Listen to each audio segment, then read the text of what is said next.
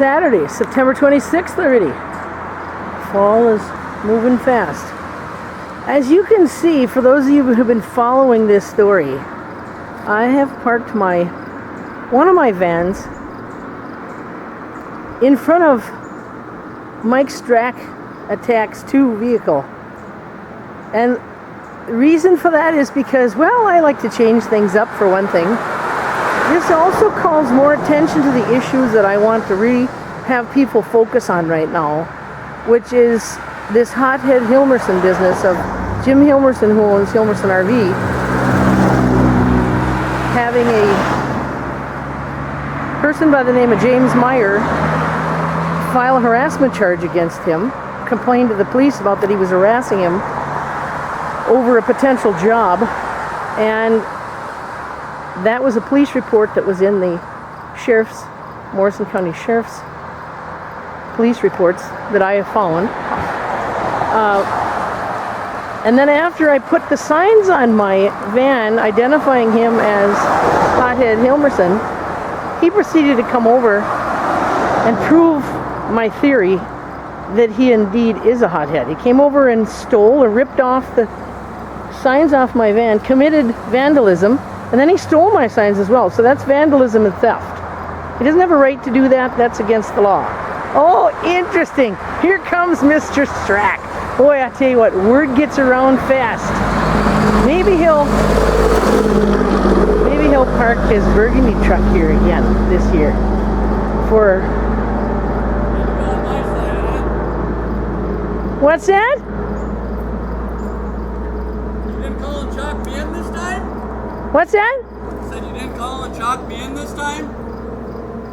I didn't chalk you in. Oh, it's been chalked every other day, so you gotta keep moving it. The police chalked your van, not me. They know I move my vans, and I have evidence when I move my van. I don't park my vehicles on the street without a license plate on, like you did. Okay, so that was interesting. He's moving his van now. Wonder where he'll move it to. So I put my van over here for a bunch of different reasons. To change things up, to get more attention to this issue of the puppy mill that's in violation of the law, as they were as of August 5th, 2015. The USDA reported that they had 808 dogs on site. Their Morrison County conditional use permit only allows them to have 800.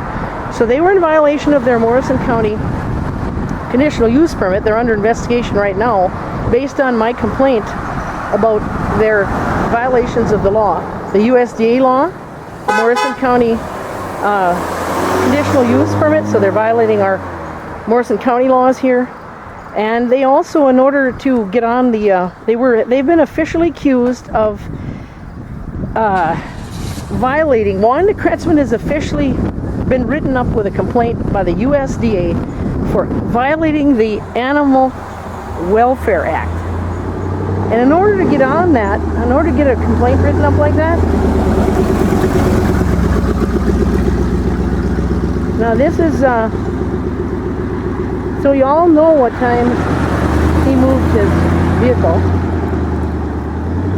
It's 11:50 on Saturday. That means he's got to get back here and move that STEPVAN right there before 11:50 tomorrow. Now, in order to get this file charged against her by the USDA, this allegation of willfully violating the Animal Welfare Act, she has not provided veterinary care to the dogs on her property. She doesn't have adequate space for the dogs, which violates another part of the Animal Welfare Act.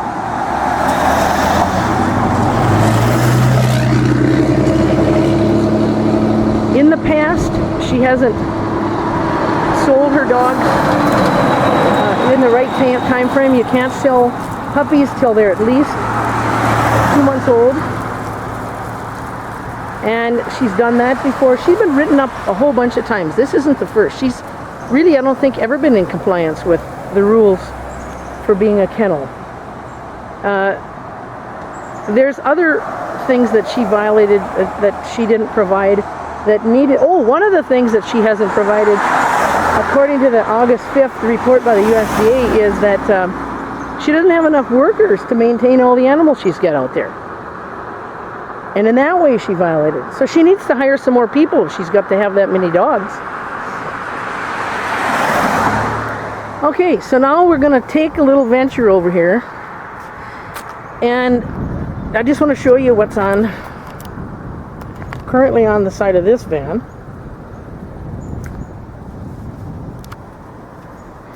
Alright, now we're going to take a stroll over here and see what's different on this van than from yesterday. Somebody wrote, "Way to be Stork, aka Picket?" I don't know, whatever. Okay, so I'll just let you all see. You can compare this to the video I took yesterday.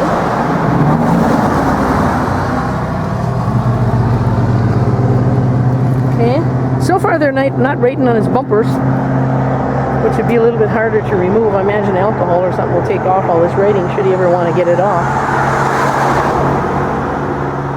Hey Mikey, I have an idea. You could put this out at the Morrison County Fairgrounds next summer and put on full display all of the people who are the intolerant haters in this town. That'd be a cool thing you could do. I'll give you a little idea there.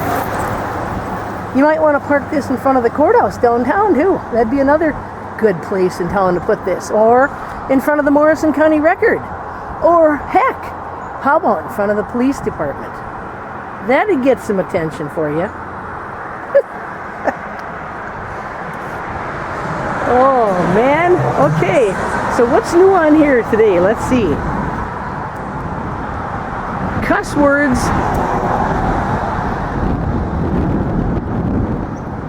death threats, racism, and then there's a question mark. Okay, so they're questioning, they're seeing what's going on, what this van is inciting.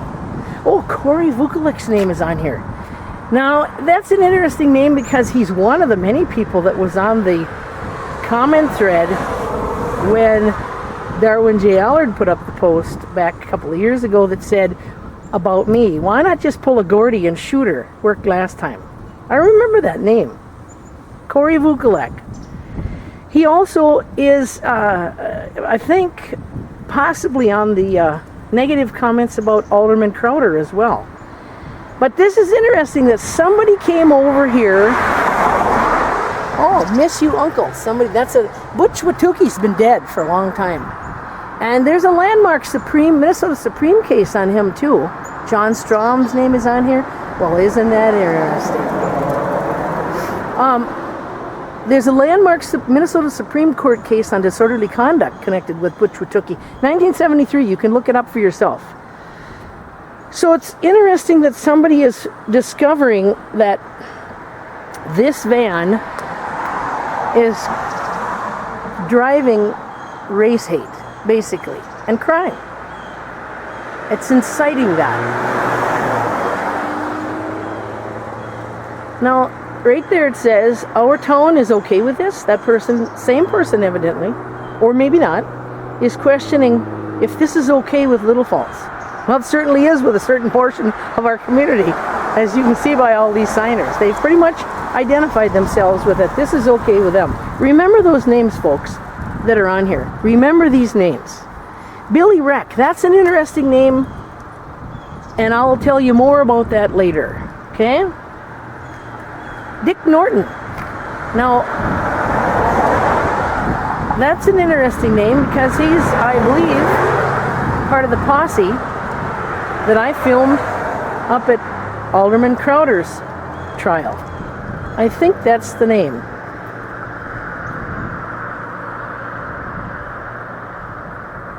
And there's some new names on here for sure.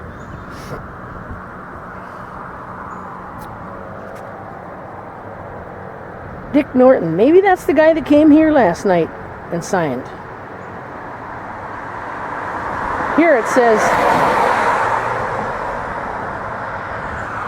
I'll take it from this side.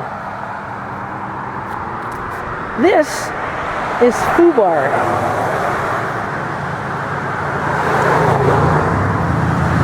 And I think, folks, that means effed up beyond all reason. I think that's what FUBAR stands for, but I'm not sure. This is FUBAR, and then there's a dash. One ticked off yet? Okay, so that's this side. Dick Colshaw. And of course, over here underneath this writing, we've got Tom Schumacher's name, the guy who threatened me, said I should take out a $50,000 life insurance policy when he was standing right there at the end of that trailer a couple of days ago. Yelled across the street when I was standing over there talking with Tim Matuki, yells at me, I think you should take out a $50,000 life insurance policy because, lady, you won't make it 90 days. That's a threat on my life, if ever there was one. What do we got up here? Dwayne Walensky. I don't know most of these people.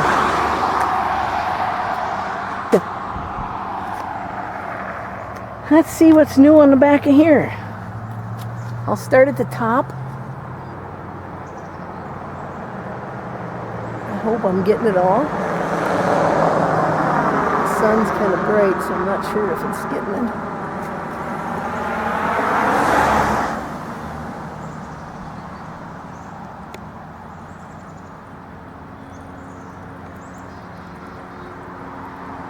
What some of you might not know is that last night, Kyle Gilson, who owns a black pickup truck, who proudly displayed his Confederate flag and his Don't Tread on Me flag, parked right at the top of Maple Island Park during the craft show to let all the out-of-towners know that we have race problems in this area. He clearly displayed and proudly displayed that flag, which of course represents slave owners wanting to keep their slaves. That's what the war was about. They were fighting to be able to keep their slaves. You can look it up online, folks. There's only one reason why. There's only one thing that the Confederate flag stands for, and that is racism. Okay. It says, please shut her DD up. Whatever that means.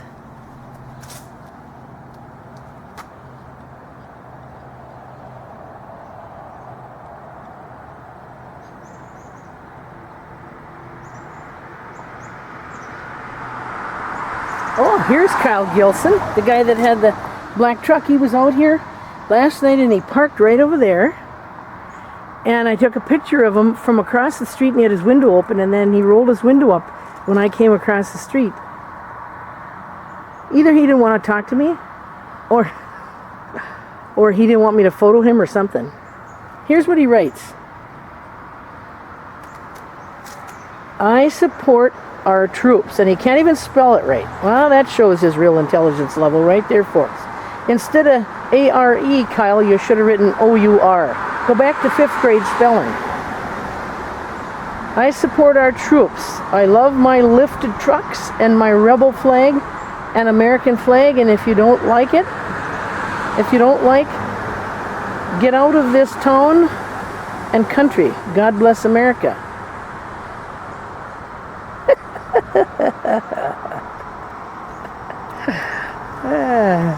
Do you like being identified as the redneck you are? The hick that you are, Mr. Gilson? Oh, I shouldn't call names. That's not nice. Clearly, these people are identifying themselves as the backward illiterates that they really are. I get a kick out of that because so many of these local young people that evidently didn't learn what they should have in high school, like spelling and how to write reports correctly and all kinds of stuff. You know, they claim to be patriots. What are they patriots of? Wars that were illegal? Invasions that were illegal? Are they patriots of being lied to? Do they approve of torture? Do they approve of the illegal activities of our government? Do they approve of innocent black people being slaughtered in our streets by our cops? You know, there's a real theme running through America right now that's really scary and really dangerous. And I'm taking you on a stroll over here just to show you that this vehicle's alone now for a variety of reasons. For the remainder of the day. Okay, so to finish the story about Mike Strack, he's a bartender at the Main Gate Bar and Grill, okay? Main Gate Bar and Grill is owned by Wanda Kretzman, who's also the owner of the puppy mill. She's also the one that's in violation of Morrison County conditional use permit to operate a kennel, and she's in violation of the USDA laws, including Animal Welfare Act. She's violated that. Now, something else. My camera's having trouble focusing here, folks. Sorry about that. I'll get it. Well, maybe not.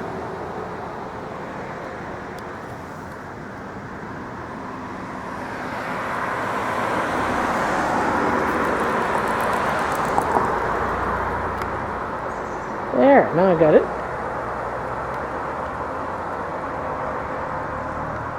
Remember that name, Main Gate Bar and Grill.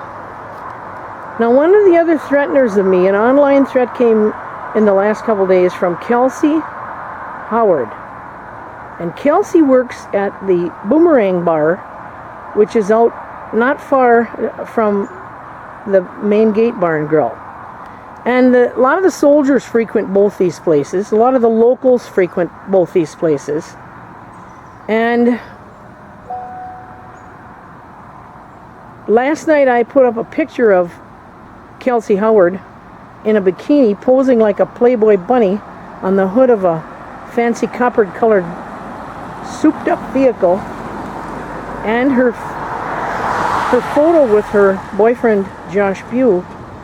And all of a sudden now this morning, her Facebook page has disappeared. Isn't that interesting? So, more tomorrow. Probably enough for today. I'm going to be asking the question, what kind of a person works at a puppy mill? What kind of a person works for a Cruella? And in our community, Cruella's name is Wanda Kretzman. There are many. But here locally, it's Wanda Kretzman. Remember that name. I consider Gary McDuffie also a Cruella. He operated a kennel for going back 30, 40 years. And he was in violation of the law. Former Morrison County Sheriff Jerry Sizalski worked for Gary McDuffie. Jason and Ryan McDuffie worked for Cruella. They're the sons of Gary and Wanda. Wanda used to be married to Gary McDuffie. Okay?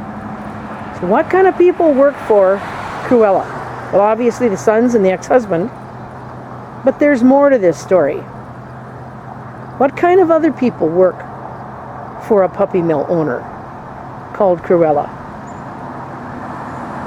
More tomorrow. Stay tuned. You won't want to miss this.